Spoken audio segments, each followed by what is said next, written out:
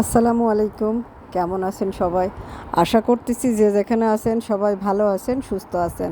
আমি নীলা আপনাদের সবাইরে স্বাগত জানাচ্ছি নতুন আরেকটা রান্নার ভিডিওতে। আর কথা বলতে বলতে দেখতেই পাচ্ছেন মাছ কিন্তু ভাজা হয়ে গেছে। মাছটা হচ্ছে কালবাউস মাছ।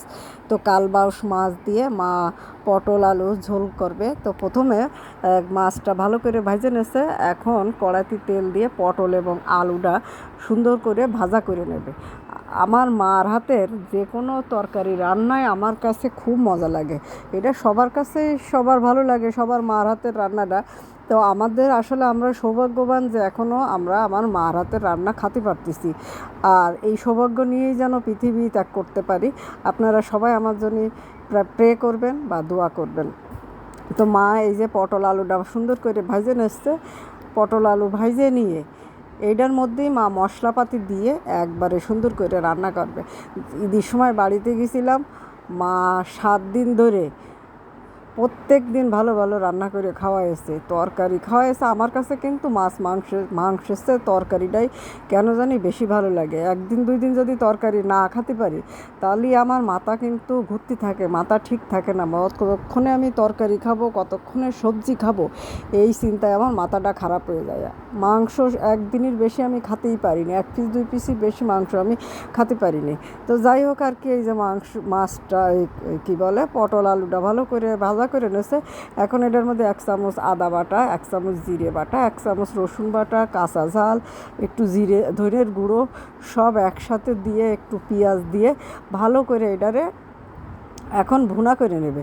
আপনারা চাইলে ভাজা করে নিয়ে নামায় রাখতে পারেন।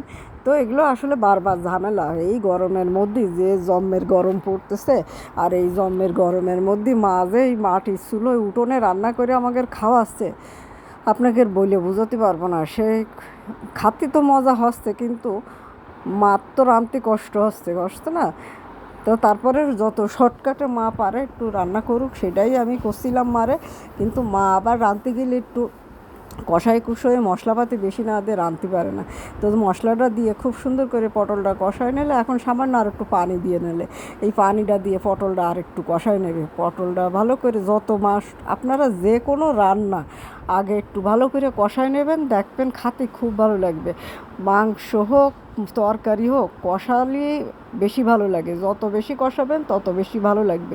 এখন একটু শুকনো ঝালের গুঁড়ো দিয়ে দিচ্ছে, এই কারণে যে সামান্য একটুখানি গুঁড়ো, এটা কিন্তু রঙের জন্যই দিচ্ছে। হ্যাঁ, এটা দিয়ে ঝালের কোনো পাওয়া যাবে না। এই সামান্য একটু পরিমাণ দিয়েছে, আপনারা চাইলে এটা বাদ দিতে পারেন। আর এই যে কাঁচা ঝাল দিয়ে দিলে, আমাদের কাঁচা ঝালের তরকারি আমাদের বাড়ির সব কয়জন মানুষেরই খুবই পছন্দ। আর আমরা এই খেয়ে অভ্যস্ত। কাঁচা ঝাল না থাকলে ঘরে যত দামের সময় হোক আর কম দামের সময় হোক, কাঁচা ঝালের তরকারি না খেতে পারলে জানটা জানি কীরকম লাগে। তো তরকারিটা খুব ভালো করে কষায় নিচ্ছে। এখন ঝোলের পানি দিয়ে দিল। ঝোলের পানি দেওয়া হয়ে গেলে, ঝোলটা ফুটে উঠলে মাছটা দিয়ে দেবে। আগে মাথাটা দিয়ে দিচ্ছে, মাথাটা দিয়ে একটু ঢাকনা দিয়ে ঢেকে দেবে। কেননা মাথার মধ্যে একটু মশলা যাতে একটু সময় লাগে, ঝোল মশলা যাতে। এখন বাকি মাছগুলো মা দিয়ে দিচ্ছে। আর আমরা মানুষ বেশি বলে একটা মাছ পুরোটাই লেগে যাবে। এই যে সবগুলো মাছ দিয়ে দিচ্ছে।